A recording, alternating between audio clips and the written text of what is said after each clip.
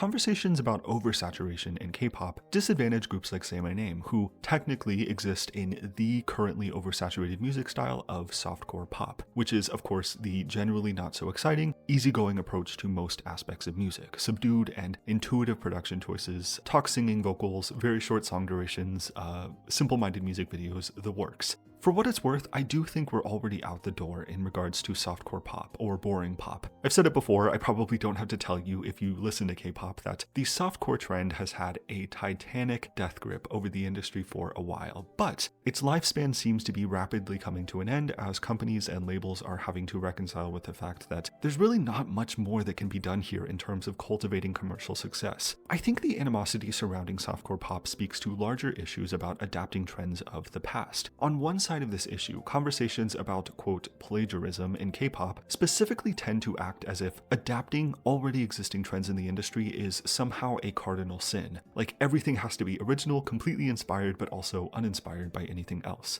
That is nearly impossible, counterintuitive to what pop culture is, which is the synthesizing of what is familiar. You would be hard-pressed to find any song or album in music globally throughout all time that isn't inspired by other media to some extent. This seems to be where we arrive at in terms of the problem with softcore pop. It's not the style itself more than it is how lazy companies seem to be in this particular season of the industry. Pop music is inherently the adaptation of what is familiar to us, but innovation is arguably non-negotiable. The downfall of softcore music styles and hard-hitting girl crush sounds before them is the unwillingness to transform what has already been done before. And this is what seems to be the problem. Hashtag the problem. It's not adapting existing music styles, it is the simple reuse of those styles, which leads to gross similarity and, importantly, a lack of generational identity. New songs today sound too reminiscent of other songs that came before it, causing the market to feel overwhelmingly oversaturated with the same exact sounds. And so, in my opinion, we exist currently in the active downfall of softcore pop. I don't think it'll completely disappear from K-pop, similar to what we saw with the girl crush wave of the third generation, and so,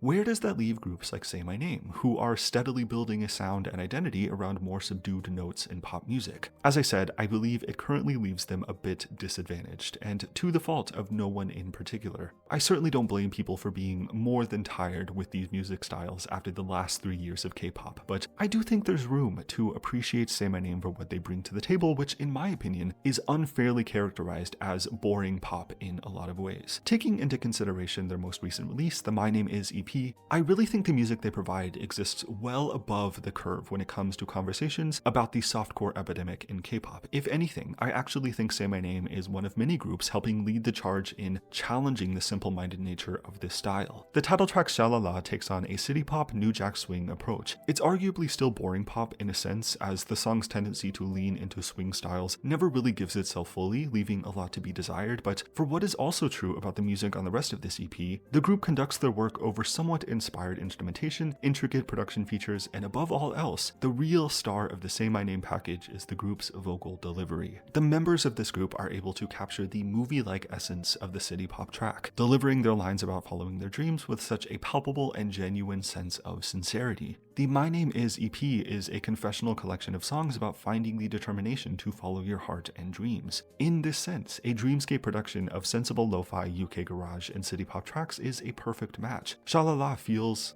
ephemeral, like a dream that may be lost from memory as soon as you wake up.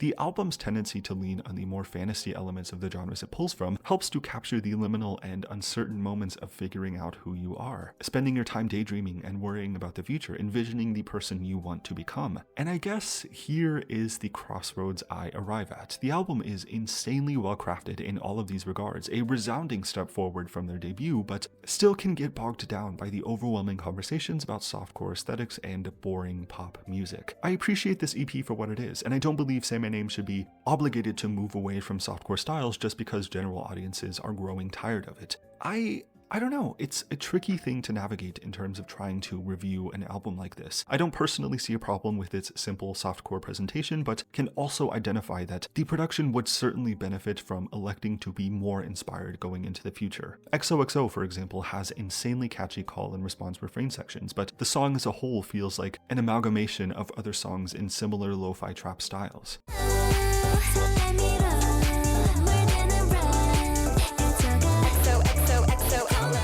This is exactly the problem a lot of people have with softcore. It's an adaptation of the familiar in ways that feel a little too familiar. It's not inspired enough to really feel like a unique song in its own right. So yeah, kind of an odd relationship with this album. I personally love it. It's a contender for album of the year for me, but I do kind of hope that this is a stepping stone to music with even more dimension to it, whatever the genre they decide upon. The vocal delivery of this group is certainly going to take them far. There's a sincere and rich texture to the way they sing that isn't very common in K-pop today. So overall, great collection of songs, musically and narratively very cohesive. To reiterate, I don't believe Say My Name needs to move away from softcore sounds and aesthetics if they don't want to, but can absolutely get on board for the conversation about wanting more inspired works going into the future. This album could work as a very nice launching pad to get even more experimental and dynamic with its presented genres. Yeah, great album. Very excited to see where this group goes in the future. My favorite songs right now are Shalala, XOXO, and 1234. Excellent, excellent music. But all of that being said, definitely let me know what you think about this. Where do you find yourself in the discussion about boring pop, softcore sounds in K-pop?